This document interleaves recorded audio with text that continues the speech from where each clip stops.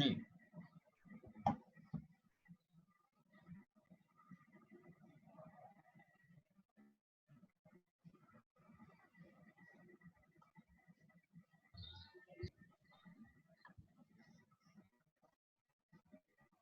Okay जी, अब आइएगा next में। तो हम ऑपरेटिंग एक्सपेंसेस की बात कर रहे थे, तो फॉर्मेट अब मैं यहाँ पर ला रहा हूँ जितना अब कर चुके हैं। दो ही चीजें हमने की हैं। Number one, cash received from customers.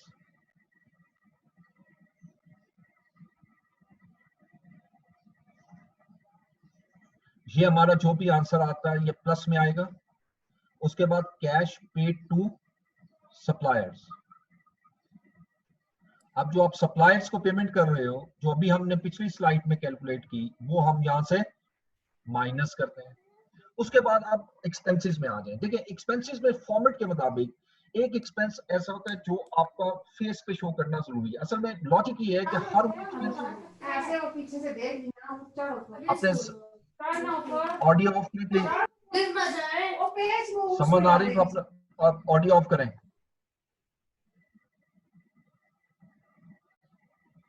Thank you. अब कैश पेड अगेंस्ट एक्सपेंसेस, अभी मैंने ऑपरेटिंग एक्सपेंसेस आपसे डिस्कस किया, मैं यहां से ला रहा हूं, आपको दोबारा समझा रहा हूं। ऑपरेटिंग एक्सपेंसेस में एडमिनिस्ट्रेशन और डिस्ट्रीब्यूशन कॉस्ट है। अब ये डिपेंड करता है कि क्वेश्चन में अलग दी हुई है या कंबाइन दी हुई है। मोस्टली कॉम्बिनेशन में होती है। और डिस्ट्रीब्यूशन कॉस्ट, ठीक है जी। अब इन एक्सपेंसेस में अगर कोई आपको मेजर एक्सपेंस सेपरेट दिया हो, वो आपने सेपरेट शो करना है। जैसे अक्सर फॉर्मेट में आप देखेंगे cash paid to employees.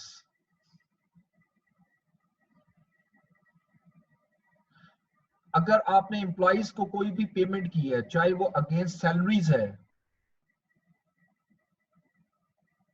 And benefits हैं, वो आप लेकर आएंगे। लेकिन ये उसी वक्त पॉसिबल है जिस वक्त आपको ये सेपरेट दिया होगा, कैश पेड टू, यानी सैलरीज एंड एक्सपेंस सेपरेट दिया हो।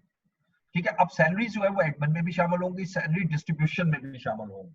तो उस सूरत में आप इसको कैलकुलेट करेंगे, अदरवाइज इसको कैलकुलेट करने की जरूरत नहीं होगी हमें, लेकिन ये माइनस होगा। ठीक है, अब चूंकि इसका अब वर्किंग हमने डिस्कस करनी है, वो पहले कर लेते हैं। अगर गिवन हो तो हम इसकी वर्किंग बनाएंगे, वर्किंग नंबर 3। अब इसके केस सिर्फ एक ही चीज होती है, अक्रूड सैलरीज मोस्टली अक्रूड होती है, लेकिन सम टाइम एडवांस सैलरीज भी होती हैं, जिसको प्री पेमेंट कह सकते हैं। तो लिहाजा अगर एडवांसेस और प्री पेमेंट्स आ रहे हैं एम्प्लॉइज के अगेंस्ट, तो हम उसका लेजर बनाएंगे। ठीक है, और ये लेजर हम बनाएंगे सैलरीज एंड वेजेस का। अब इसमें क्या क्या चीजें आएंगी? Let's start from the opening balance. अगर कोई एडवांस सैलरी आपने दी हुई है, एडवांस सैलरी का ओपनिंग बैलेंस डेबिट साइड पर आएगा। Opening balance of advance, advances कौन से? Salaries only. और अगर आपने कोई अक्रूवल है, सैलरी अक्रूड सैलरी है, वो क्रेडिट साइड पे आएगा। तो अक्रूड वो सैलरी होती है जो इंट्रो लेवल पे पढ़ चुके हैं। अक्रूवल हर वो एक्सपेंस जो इस साल से रिलेट करता है, लेकिन हमने इस साल में उसको पे नहीं किया, तो ऑब्वियसली ये ओपनिंग बैलेंस अक्रूवल का यहाँ पर आ जाएगा। अब पूरे साल में जितना एक्सपेंस आपको क्वेश्चन में दिया हुआ है, जो एसओसीआई को चार्ज किया है एज अ सैलरी एक्सपेंस, वो सारा आप यहां ले आओगे, ये गिवन होगा।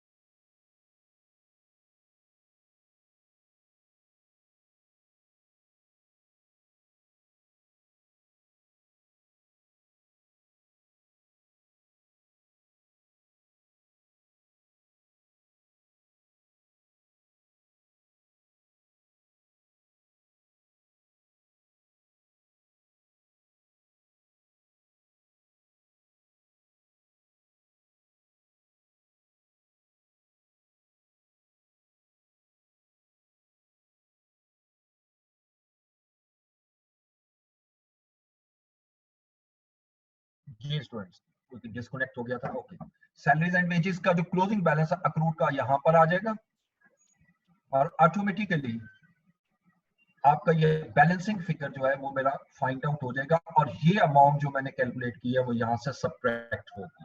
ठीक है जी। अब अगर इसी क्वेश्चन में आगे बढ़े, अब इससे आगे एडमिनिस्ट्रेशन डिस्ट्रीब्यूशन में एक एक हेड नहीं दिया होता, अब हम लिखेंगे cash paid against operating expenses, against operating expenses.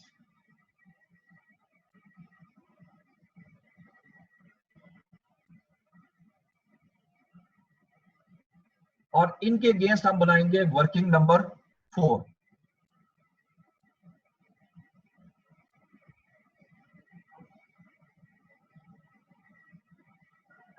अच्छा, अब यहां पर वर्किंग 4 में बेसिकली किस चीज का लेजर मैंने बनाना है, ये चीज अंडरस्टैंड करना जरूरी है। ऑब्वियसली ऑपरेटिंग एक्सपेंसेस का, लेकिन ऑपरेटिंग एक्सपेंसेस में कुछ अक्रूड भी होंगे, कुछ प्रीपेमेंट्स भी होंगी, इवन इसके अंदर कुछ नॉन कैश एक्सपेंसेस भी शामिल होंगे।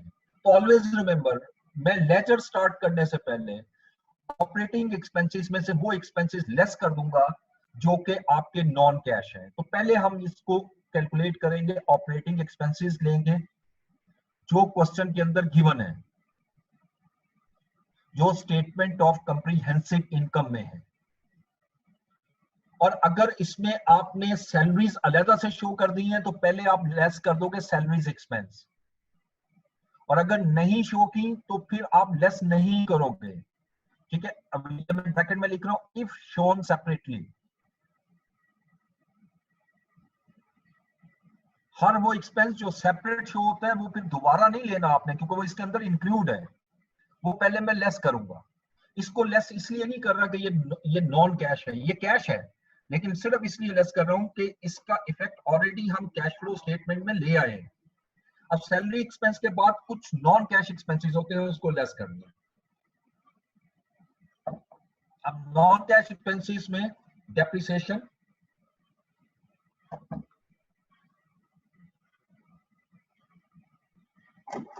डेप्रिसिएशन एक्सपेंस,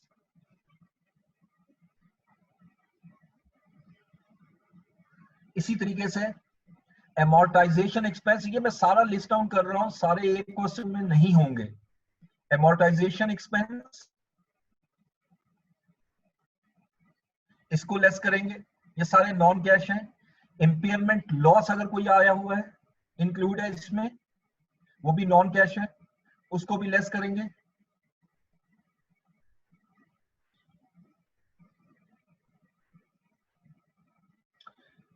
उसके बाद अलाउंस इंक्रीज और डिक्रीज अगर हो, इंक्रीज इन अलाउंस,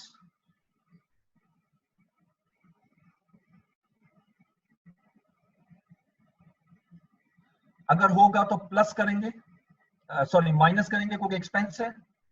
लेकिन अगर डिक्रीज इन अलाउंस हो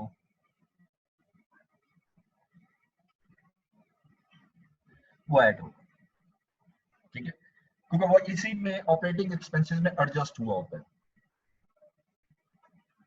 इसी तरह कुछ और भी है, लेकिन मैं इतने लिख रहा हूं, जैसे डिस्काउंट अलाउड है, डिस्काउंट रिसीव्ड है, अगर वो इसमें शामिल है वो भी आप ऐड बैक कर लोगे। अगर एक्सपेंस होगा तो माइनस करेंगे, अदरवाइज प्लस करेंगे। अब इसको करने के बाद ये वो ऑपरेटिंग एक्सपेंसेस आए हैं जो कैश में कन्वर्ट हुए हैं, लेकिन ये तमाम ऑपरेटिंग एक्सपेंसेस इसके अगेंस्ट मैंने कैश पे नहीं किया। हो सकता है कि इनके अगेंस्ट मैंने इससे ज्यादा कैश पे कर दिया हो या इससे कम कैश पे किया हो, ये डिपेंड करता है अक्रूवल और प्री पेमेंट पे। तो लिहाजा अब मैं इसके बाद लेजर बनाऊंगा ऑपरेटिंग एक्सपेंसेस का। अब जब ऑपरेटिंग एक्सपेंसेस का लेजर बनाऊंगा, ये काफी हद तक सिमिलर नजर आएगा आपको सैलरीज एंड वेजेस से। जो प्री पेड होता है ओपनिंग बैलेंस, जिसको ब्रॉड डाउन कहेंगे, ये प्री पेड का बैलेंस यहां लेकर आना है। और अक्रूवल होगी तो ओपनिंग बैलेंस क्रेडिट साइड पे लाओगे, अक्रूवल लायबिलिटी है।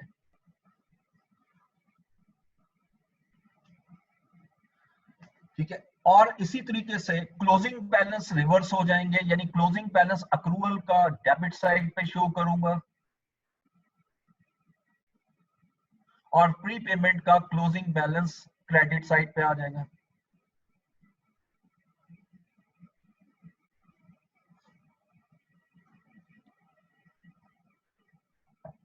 अच्छा, अब इन ऑपरेटिंग एक्सपेंसेस के अगेंस्ट जो आपने एक्सपेंस रिकॉर्ड किया, ऑपरेटिंग एक्सपेंसेस जो है जो अभी आपने कैलकुलेट किए हैं, ये एसओसीआई वाले नहीं लेने, ये अमाउंट लेनी है जिसको मैं ए लिख रहा हूं, यानी ए वाली अमाउंट यहां ले आएंगे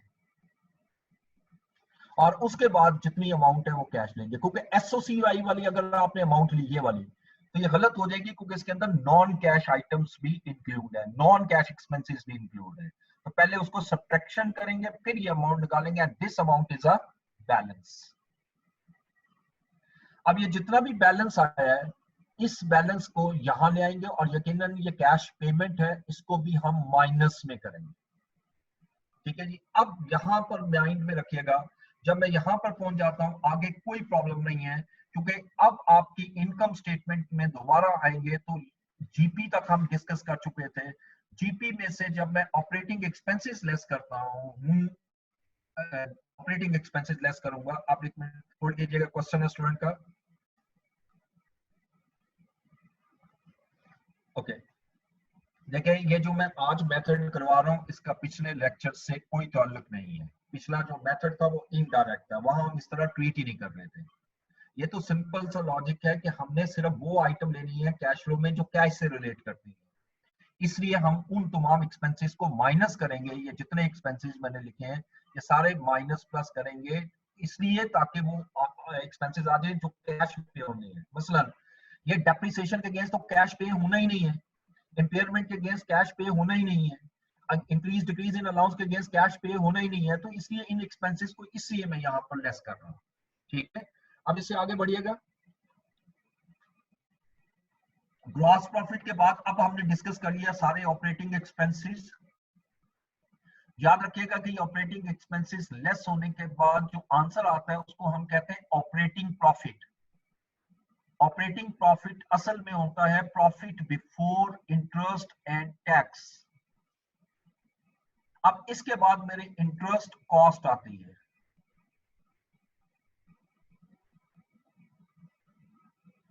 ठीक है, और उसके बाद मेरा नेट प्रॉफिट, उसके बाद की डिस्कशन हम बाद में करते हैं। अब इंटरेस्ट कॉस्ट, अब इंटरेस्ट के अगेंस्ट सारा इंटरेस्ट कॉस्ट तो पे नहीं हुई होती, कुछ इसमें ऐसी भी हो सकती है जो अक्रूड हो, तो लिहाजा ये हम ऑलरेडी पढ़ चुके हैं इनडायरेक्ट मेथड में भी, तो दोबारा मैं यहाँ पे ले रहा हूँ इंटरेस्ट पेड, इंटरेस्ट पेड। और इसकी वर्किंग भी ऑलरेडी हम डिस्कस कर चुके हैं, लेकिन मैं फिर रिवाइज कर रहा हूं। वर्किंग नंबर 5, अब इसको कैलकुलेट करते हैं वर्किंग 5 को। ठीक है जी, अब वर्किंग 5 में आइएगा और वर्किंग 5 में हमारा कौन सा लेजर बनेगा ये हम ऑलरेडी पढ़ चुके हैं, अक्रूड इंटरेस्ट एक्सपेंस या इंटरेस्ट पेएबल। अब जो अक्रूड इंटरेस्ट है इसका ओपनिंग बैलेंस जो है वो ऑब्वियसली क्रेडिट साइड पे होता है, ये गिवन होगा क्वेश्चन में। इसका क्लोजिंग बैलेंस हम डेबिट साइड पे ले आएंगे, ये भी क्वेश्चन के अंदर गिवन होगा। यहां पर मेरा वो अमाउंट आएगी जो एसओसीआई में चार्ज हुई हुई है, इंटरेस्ट एक्सपेंस। एसओसीआई ये जो इनकम स्टेटमेंट में आ रही है, ये मैं स्टेरिक इसको लगा रहा हूं इसके साथ। ठीक है, अब ये एक्सपेंस आ गया। अब अल्टीमेटली इसका जो डिफरेंस आएगा वो मेरी बैलेंसिंग अमाउंट होगी कैश। ये अमाउंट जो है ये मैं यहां लाऊंगा स्टेटमेंट ऑफ कैश फ्लो में माइनस में। ये वर्किंग नहीं है आप लोगों के लिए।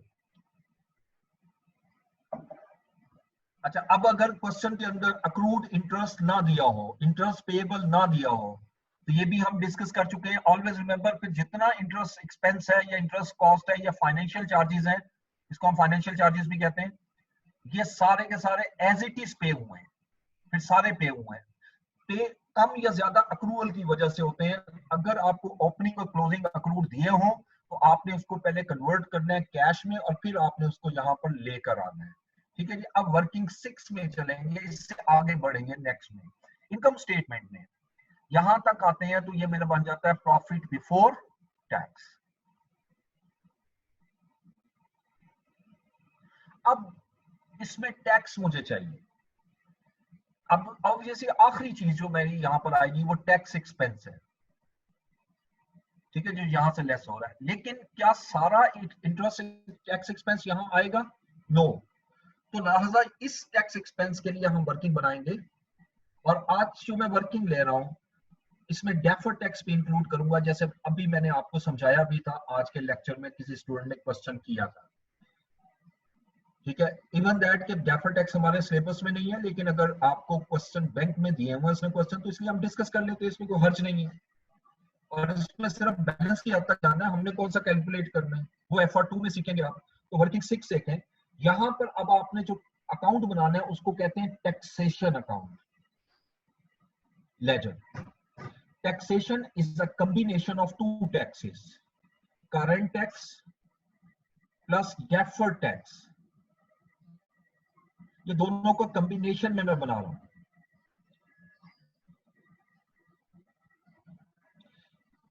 अब ये जो करंट और डेफर्ड टैक्स है, इनके ओपनिंग और क्लोजिंग बैलेंस लाते हैं। मैं पहले डिस्कशन करता हूं करंट टैक्स की। करंट टैक्स जो है ये प्रोविजन फॉर टैक्स है, और प्रोविजन जो होती है वो लाइबिलिटी होती है, और लाइबिलिटी को हमेशा हमने क्या करना है? क्रेडिट।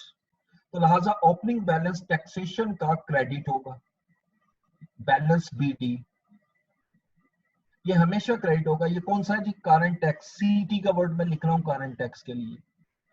और इसका क्लोजिंग बैलेंस जो है वो यहां पर आ जाएगा, वो भी क्रेडिट होगा, balance CD of current tax. अच्छा, अब जहां तक ताल्लुक है डेफर्ड टैक्स का, deferred tax can be an asset और लाइबिलिटी। एसेट और लाइबिलिटी, अगर तो ये डेफर्ड टैक्स लाइबिलिटी है तो उस सूरत में इसका बैलेंस यहीं पर आएगा, बैलेंस BD।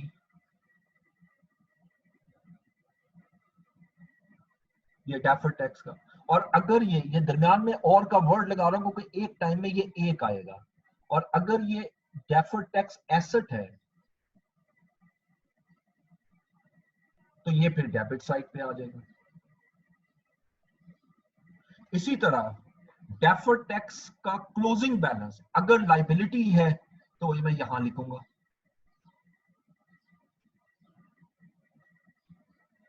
एसेट है, सॉरी, अगर एसेट है तो यहां लिखूंगा बैलेंस कैरी डाउन, क्योंकि एसेट डेबिट होता है और इसको क्रेडिट साइड में लिखूंगा। ये डेफर्ड टैक्स आ गया। और अगर वो लाइबिलिटी है तो उसका बैलेंस यहां ले आता हूं।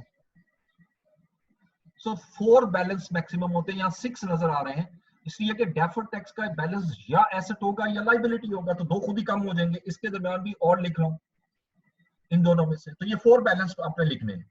उसके बाद दो चीजें आनी है, ये टैक्स एक्सपेंस जो SOCI में आ रहा है वो टैक्सेशन अकाउंट की क्रेडिट साइड पे आ जाएगा, टैक्स एक्सपेंस, ठीक है जी। ये SOCI में आएगा, और जितना आपने टैक्स पे किया है ये हमारा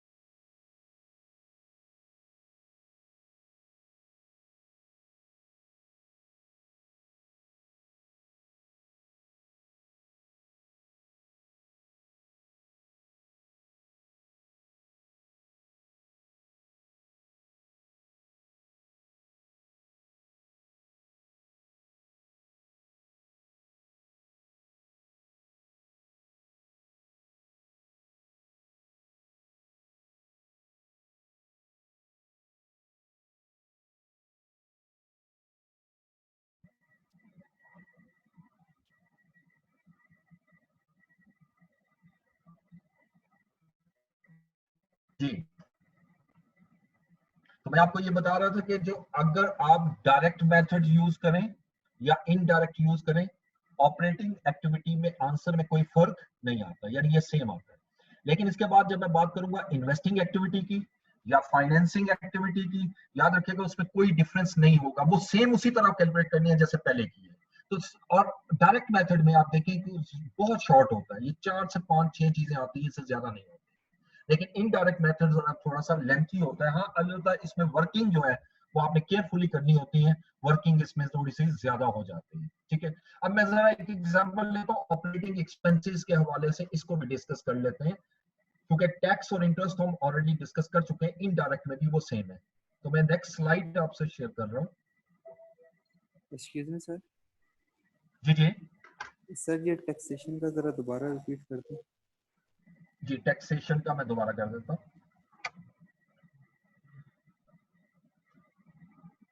ये मैं दोबारा बना रहा हूँ लेजर टैक्सेशन का। Taxation is the combination of two taxes, current and deferred. ठीक है, मैं यहाँ आपको पूरी डिटेल बता रहा हूँ। Current tax and deferred tax. Current tax is a liability, deferred tax can be a liability or asset. असल में deferred tax is a prepayment or accrual of tax होता है, सिंपल। तो accrual होगी तो liability, prepayment होगी तो आपका asset हो जाएगा, सिंपल। अच्छा, अब चूंकि आपने टैक्सेशन अकाउंट बनाना है तो ओपनिंग और क्लोजिंग बैलेंस लाने हैं। लाइबिलिटी का बैलेंस क्या होता है? क्रेडिट। डेफर्ड टैक्स लाइबिलिटी होगी तो क्रेडिट होगी, डेफर्ड टैक्स एसेट होगा तो डेबिट होगा। बस ये बैलेंस लिखने हैं 4। ठीक है, मसलन ये ओपनिंग बैलेंस दोबारा मैं बना रहा हूं। ओपनिंग बैलेंस मैं ले रहा हूं किसका? करंट टैक्स का। ये करंट टैक्स का मैं क्लोजिंग बैलेंस ले लेता हूं। ये होगी लाइबिलिटी हमेशा, मैंने आपको पहले कहा। ओके, उसके बाद फिर मैं ओपनिंग बैलेंस लेता हूं डेफर्ड टैक्स लाइबिलिटी का। ये ओपनिंग बैलेंस आ रहा है। अगर डेफर्ड टैक्स लाइबिलिटी दी हुई है, ये एल का वर्ड ऐड कर रहा हूं, लाइबिलिटी, और या अगर एसेट है तो इसके सामने balance brought down deferred tax asset. ये और का वर्ड दरमियान में लगा दिया, या एसेट होगा या लाइबिलिटी। इसी तरह क्लोजिंग बैलेंस में भी डेफर्ड टैक्स अगर लाइबिलिटी है तो डेबिट साइड पे लिखेंगे क्लोज करने के लिए, ये डेफर्ड टैक्स लाइबिलिटी हो गई। और अगर एसेट है तो डेफर्ड टैक्स का बैलेंस यहां पर आएगा, क्योंकि डेबिट होता है तो उसको क्लोजिंग बैलेंस ऑपोजिट साइड पर लिखा जाता है। आप ये पढ़ चुके हो, this is deferred tax asset. अब आपको सिर्फ और सिर्फ एक चीज लिखनी है, टैक्स एक्सपेंस। ये टैक्स एक्सपेंस आपको कहां से मिलेगा? स्टेटमेंट ऑफ कंप्रीहेंसिव इनकम से। तो अल्टीमेटली अब जब मैं लेजर को बैलेंस करूंगा, ये बैलेंस नहीं होगा, तो इस इट मींस के जो डिफरेंस आ रहा है वो आपका वो अमाउंट है जो आप कैश में पे कर, और ये मेरे बैलेंसिंग अमाउंट आएगी, BAL कवर लिख रहा हूं फॉर बैलेंसिंग। ठीक है जी, ये टोटल इस तरह इक्वल आ जाए। This is a taxation account. Okay sir, operating. जी जी सर, ये जो करंट लाइबिलिटी है, मतलब करंट टैक्स की एज एन लाइबिलिटी ले रहे हैं और जो डेफर्ड टैक्स की हम लोग एज एन लाइबिलिटी ले रहे हैं, सर इसमें डिफरेंस बता दें, क्योंकि डेफर्ड का वर्डली मीनिंग तो पोस्टपोन्ड ही लग रहा है। मैंने अभी कहा है कि डेफर्ड टैक्स जो है ना, ये असल में IAS 12 है, और ये है हमारा शुरू होगा FAR 2 से। लेकिन आपको सिर्फ इतना बताता हूँ, थोड़ा सा आइडिया देता हूँ, शायद आपको समझ में आ जाए थोड़ी सी बात, कि आप जिस वक्त पूरा साल का प्रॉफिट निकालते हैं ना, जैसे मैंने प्रॉफिट निकाला 70,000 का, ये प्रॉफिट किसकी बेस पे निकाला है? इंटरनेशनल अकाउंटिंग स्टैंडर्ड्स पर, international financial reporting standard apply किए, उससे आपका प्रॉफिट निकल आया। अब अगर टैक्स रेट जो है वो 30% है, तो मेरा टैक्स कितना बनना चाहिए? ठीक है ना, ये टैक्स बनना चाहिए 21,000। इस टैक्स को हम कहते हैं करंट टैक्स। लेकिन हमने जो टैक्स पे करना है, ये याद रखिएगा, हमने जो टैक्स पे करना है वो इस प्रॉफिट पे पे नहीं करना, हमने उस प्रॉफिट पे पे करना है जो टैक्स लॉस के मुताबिक प्रॉफिट निकालते हैं। टैक्स के अपने लॉज हैं, अपने रूल्स हैं। कुछ एक्सपेंसेस अकाउंटिंग में ऐसे हैं जिसको टैक्स नहीं मानता, ठीक है, इसलिए हम एक टैक्सेबल प्रॉफिट निकालते हैं, और वो इससे डिफर कर सकता है। मिसाल के तौर पे ये मैं कैलकुलेट करता हूं, ये 80,000 आ जाता है। अब इसमें जो टैक्स रेट है वो आपका 30% है, तो आपका जो टैक्स बनेगा वो कितना बनेगा? 24,000। अच्छा, अब ये जो है ना, ये मेरा टैक्स करंट नहीं, इसको करंट टैक्स कहूंगा। ये 24 मैंने पे करना है, लेकिन टोटल टैक्स कितना पे है? 21। और मैं पे कितना कर रहा हूँ? 24। इसका मतलब है कि मैं 3000 का टैक्स ज्यादा पे कर रहा हूँ।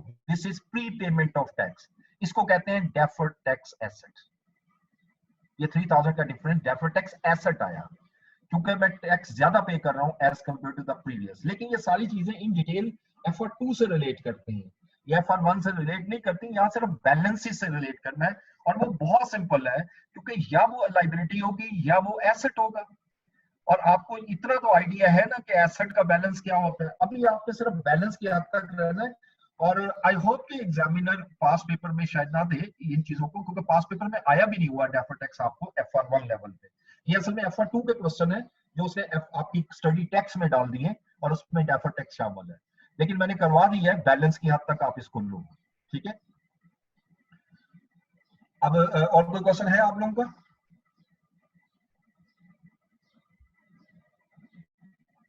स्टूडेंट और कोई क्वेश्चन करना चाह रहे हैं? नो सर, ठीक है। ओके, तो अब मैं एक एग्जांपल लेता हूं ऑपरेटिंग एक्सपेंसेस से related.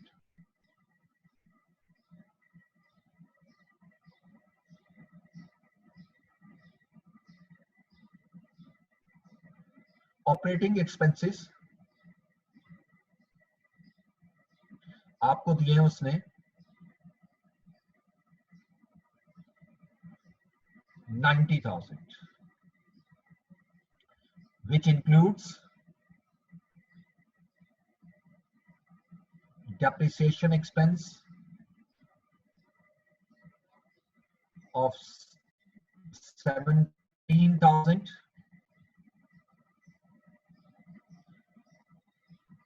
amortization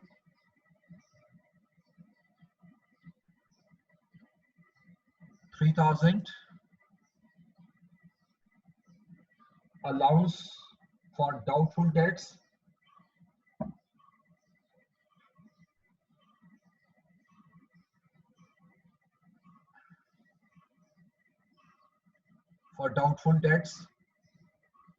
brought forward balance हमें दिया हुआ है 10,000, और कैरी फॉरवर्ड बैलेंस हमें दिया हुआ है 12,000।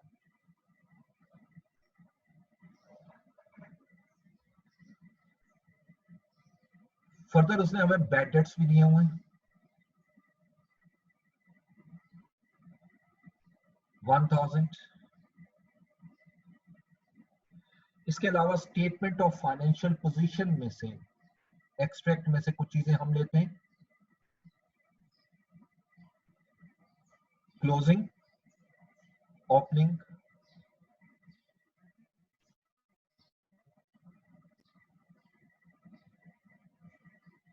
accrued expenses,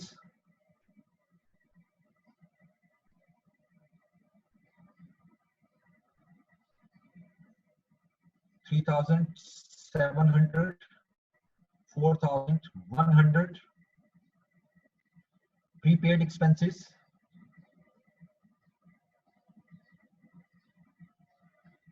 $9,300,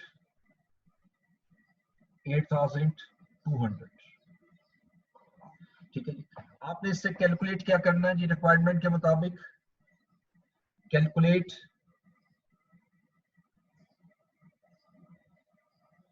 cash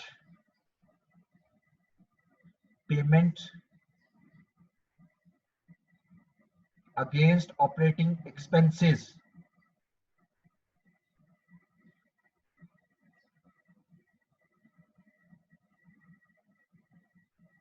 against operating expenses।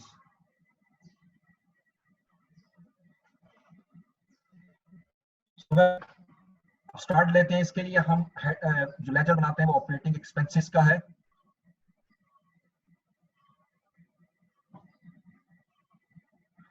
अब ऑपरेटिंग एक्सपेंसेस में अक्रूड और प्री पेमेंट पहले लेकर आऊंगा। अक्रूड जो है वो हमें ओपनिंग और क्लोजिंग दिया हुआ है। ओपनिंग बैलेंस अक्रूड का है 4100, ये क्रेडिट साइड पर आएगा। बैलेंस बीडी 4100, ठीक है। सपोज ये वर्किंग नंबर 4 है, मैं अज्यूम कर रहा हूं ये वर्किंग 4 है, और क्लोजिंग बैलेंस भी हम ले आते हैं, और क्लोजिंग बैलेंस ऑपरेटिंग एक्सपेंसेस का क्रेडिट होता है, ये डेबिट साइड पर आ जाएगा, और that is equal to 3700। Same इसी तरह opening balance of prepayment यहां पर आ जाएगा, balance BD, and that is 8200, और क्लोजिंग बैलेंस 9300।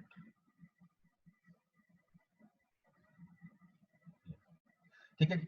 अब मुझे सिर्फ यहां पर चाहिए ऑपरेटिंग एक्सपेंसेस, और ये एक्सपेंसेस वो नहीं है जो 90,000 दिए हुए हैं, मैं ये एक्सपेंसेस नहीं लेकर आऊंगा, क्योंकि इन एक्सपेंसेस के अंदर, ये वाले एक्सपेंसेस, इसके अंदर कुछ एक्सपेंसेस ऐसे हैं जो नॉन कैश भी हैं, ये इंक्लूड्स का वर्ड है, तो लिहाजा पहले मुझे इसकी वर्किंग बनानी है, इसको मैं कन्वर्ट करूंगा वर्किंग नंबर 5 में। अब वर्किंग 5 में अब मैं सबसे पहले लेता हूं ऑपरेटिंग एक्सपेंसेस जो गिवन है, ये गिवन एक्सपेंसेस है जो एसओसीआई में आ रहे हैं, and this is equal to ₹90,000। अब इनमें से मैं देखता हूं कौन से नॉन कैश एक्सपेंसेस हैं। Depreciation is a non cash expense, वो लेस कर दो, वो इसमें नहीं आना चाहिए कैश में। Less non depreciation expense 17,000। के बाद एमोर्टाइजेशन 3000, इसको भी लेस करेंगे।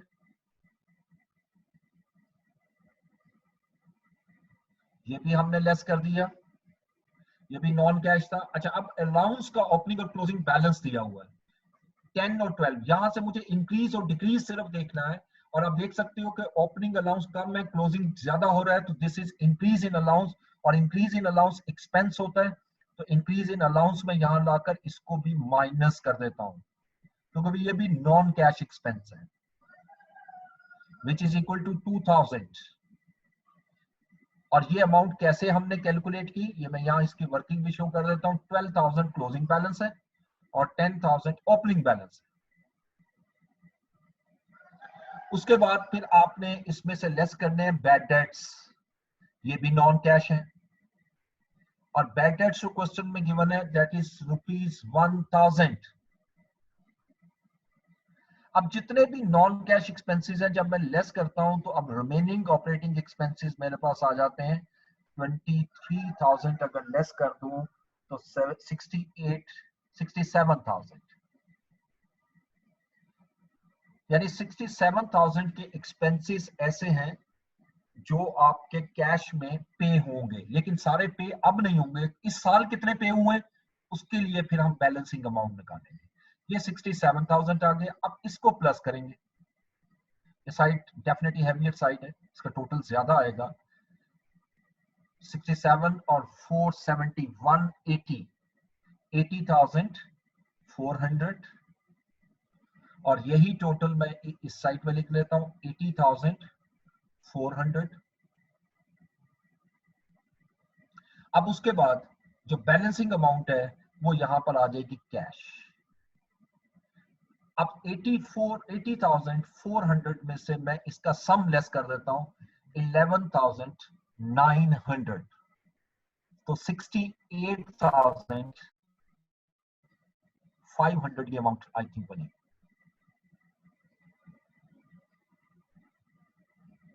यस, 68,500। ये जो अमाउंट मैंने कैलकुलेट की है it will be shown in the statement of cash flows. ये कैश फ्लोज में हम इसको लेके जाएंगे। उसके बाद इंटरेस्ट आएगा और टैक्स आएगा। ये सारा एक फॉर्मेट था। आज आपने इसको अच्छी तरह इस फॉर्मेट को रिवाइज करना है, और जो ये मैं स्लाइड्स भी अभी आपके साथ शेयर कर लूंगा। फॉर्मेट्स को आपने रिवाइज करना अच्छी तरह, और फिर मैं आपको क्वेश्चंस दूंगा इस पर डायरेक्ट मेथड, जो कि इंशाल्लाह हम नेक्स्ट क्लास हमारी जब होगी और स्केड्यूल में हमारी नेक्स्ट क्लास कब है जी, मैं देख लेता हूँ।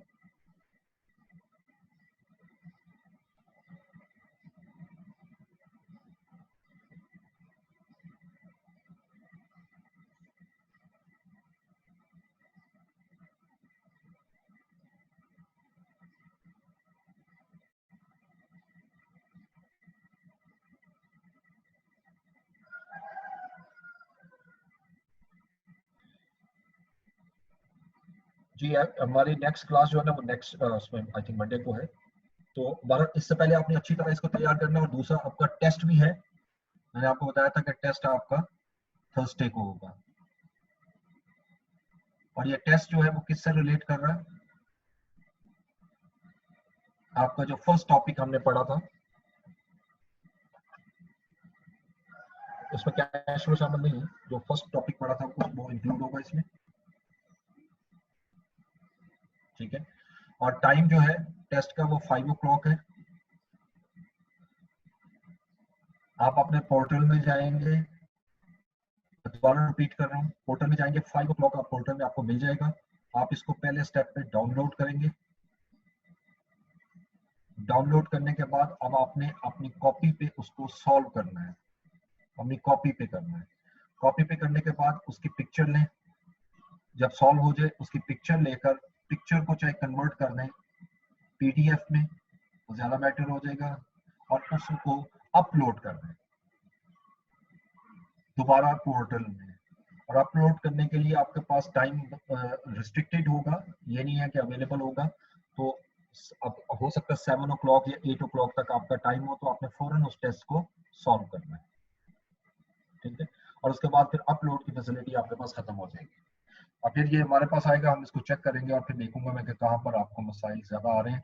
मुझे जो पहले टेस्ट में मैंने जो चेक करना होता है, मुझे कैलकुलेशन से कोई कंसर्न नहीं होता। पहला टेस्ट मैं खास तौर पे चेक करता हूँ from the point of view of presentation, कि आप प्रेजेंट कैसे कर रहे हैं। तो आप प्लीज जब कॉपी पे सॉल्व करें तो आप उसी तरह करें जैसे आप पेपर में सॉल्व कर रहे हैं, ठीक है जी। ये कुछ क्वेश्चन मैं देख लूँ स्टूडेंट ने किया हुआ है। एक्सक्यूज मी सर, जी जी जो न्यू कमर्स हैं सर वो भी टेस्ट देंगे, क्योंकि उन्होंने तो पीछे से सर किया हुआ ही नहीं था। नहीं वो तैयारी कर रहे बता दें अब। यस एग्री होना थे, लेकिन उनका मैं कुछ डिस्कस करता हूँ मैनेजमेंट से। कुछ आपकी शायद एक्स्ट्रा क्लास मुझे रखनी पड़ेगी उन स्टूडेंट्स के लिए, तो मैं पहले डिस्कस कर लेता हूँ। तो मैं अवेलेबिलिटी कौन सी है टाइम की, उसके मुताबिक मैं आपको बता दूंगा। लेकिन मीनवाइल आप जो है ना उसको पढ़ना तो शुरू करें ना, ठीक है, कुछ ना कुछ ठीक है तो सीखेंगे। ठीक अच्छा, है। अब और कोई स्टूडेंट एक्सक्यूज मी कोई सर, क्वेश्चन करता है प्लीज। सर थर्सडे को 4:30 से 6 o'clock तक BMBS की क्लास है सर। ठीक हो गया। आप लोग जिनकी BMBS की क्लास है ना, ठीक है, उनका जो है ना अपलोड हो जाएगा। वो अपलोड तो इतने बजे होगा, मैं यहाँ से ना आपको टाइम अलाउ ज्यादा कर दूंगा, करवा दूंगा ना 8-9 o'clock तक कर दूंगा। Okay sir. करके ना वो आप कर दीजिएगा, उसमें कोई इशू, थोड़ा सा टाइम इसमें एक्सटेंड कर देंगे। और कोई क्वेश्चन हो आप लोगों को तो पूछेंगे। सर एक क्वेश्चन था मेरा रिवैल्यूएशन के हिसाब से ना। जी जी पूछें। सर क्वेश्चन ये था कि लेट्स सपोज एक रिवैल्यूएशन सरप्लस वन ने आपको व्हाट्सएप भी एक दफ़ा किया था, तो में अगर लेट्स सपोज अब वो 30 से आपके पास पहले था रिवैल्यूएशन सरप्लस, फिर बाद में आपको लॉस हुआ, तो ऑब्वियसली आपने उससे एडजस्ट किया। तो हम जो OCI बनाते हैं उसमें एडजस्ट करके लिखते हैं या सिर्फ वो जो शिफ्ट आता है वो लिखते हैं हम उसमें? अच्छा, मैंने आपको पहले करके भी दिखाया था, मैंने जवाब भी दिया था, मुझे याद है। इसमें ये चीज याद रखिएगा, इसको मैं यहीं पे आपको थोड़ा सा हिस्सा बता देता हूँ, कोई इतना मुश्किल नहीं है। देखिए आपने लैंड आपने खरीदी सपोज 60 मिलियन की, ठीक है जी। अच्छा, अब 1 साल के बाद आपने मार्केट वैल्यू ली, मार्केट वैल्यू 70 हुई, 10 का सरप्लस आया, ये रिवैल्यूएशन सरप्लस में चला गया। अच्छा, अगले साल दोबारा मार्केट वैल्यू लेते हैं, ये सेकंड ईयर की है, और ये 58 पे चली जाती है। अब 58 का मतलब ये है कि 10 का सरप्लस मौजूद है ना, तो मैं 10 का सरप्लस से एडजस्ट करूंगा आप, और 2 जो है वो प्रॉफिट एंड लॉस में जाएगा। अब आपका क्वेश्चन है कि रिवैल्यूएशन सरप्लस जो